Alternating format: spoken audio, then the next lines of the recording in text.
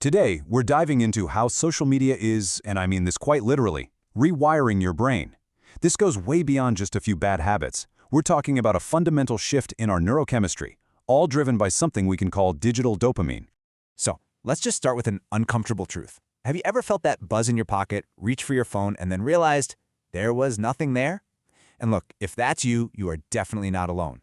It's not just in your head. It's actually a sign of something much, much deeper happening inside your brain. Let's give this feeling a name. We'll call it the phantom itch. You know, it's that knee-jerk impulse that has you reaching for your phone before you even know why you're doing it. And it's the very beginning of a loop that honestly controls a shocking amount of our day. I mean, think about it for a second. You're standing in line at a coffee shop, you're in a quiet moment at work, or maybe you're just watching a movie. And without even a single conscious thought, your hand just finds your phone. That little reach, that quick check, it's basically a modern reflex. But this isn't just your habit. It's a neurological loop that has been very carefully and very intentionally built inside millions of us. But how did this happen? Well, that whole loop is powered by one core mechanism. And trust me, once you see it, you can't unsee it. You need to start thinking of your phone as something else entirely, a digital slot machine. So, the engine behind this whole thing is this psychological concept called variable rewards. Just picture pulling the lever on a slot machine in Vegas. You have no idea if you're going to win or what the prize will be. It's that total unpredictability that makes it so incredibly addictive. You just keep pulling and pulling because, hey, the next one could be the jackpot.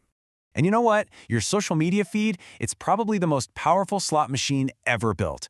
Every single time you pull down to refresh, you're pulling that lever. You don't know what's coming next. Could be a great photo from a friend, a hilarious video, a boring ad, or some breaking news. So you just keep scrolling and scrolling, kind of lost in this digital maze, always hunting for that next little prize. But what exactly is that prize we're all chasing? See, that little prize we're all hunting for, it's not random, not at all. It's actually targeted at one of our most basic human needs, that deep craving for connection. On these platforms, the real currency is social validation. Every notification, every like, every single comment is a tiny signal to your brain that says, hey, someone sees you, someone acknowledges that you exist. For our ancient ancestors, being accepted by the tribe meant survival, and that wiring is still deep inside our brains, desperately seeking approval. And this is where the brain chemistry comes in. The little chemical that makes this whole thing tick, it's dopamine. When you get that little hit of positive feedback, your brain releases this pleasure chemical. It's the exact same neurochemical that's triggered when you eat delicious food, when you win a game, or even when you take addictive drugs. It feels good, so your brain immediately says, do that again. But there's a catch, right? There's a cost. This is why, at the end of the day, you can feel so just mentally exhausted. You can't focus, you feel totally drained, even if you feel like you haven't really done much.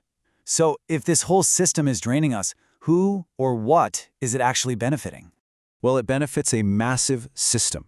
Because while you're busy chasing those little dopamine hits, something incredibly valuable is being siphoned right out of you, second by second. And that's your attention. I mean, have you ever opened an app for just 5 minutes, and then you look up and poof, an hour is gone? That's not a bug, it's a feature. These platforms are literally designed to dissolve your sense of time, to pull you into a state where the only thing that matters is the next scroll. Your time, your focus, your attention, that is the real product here. Every second you spend scrolling, every video you watch, every post you like, it's all meticulously tracked, bundled up, and then sold to the highest bidder. And who's bidding? Advertisers who want to influence what you do, what you think, and what you buy. It really makes you think about that old saying from the early days of the internet, right? If these incredibly powerful services are totally free to use, how are they billion-dollar companies? The old saying holds true. If you're not paying for the product, you are the product.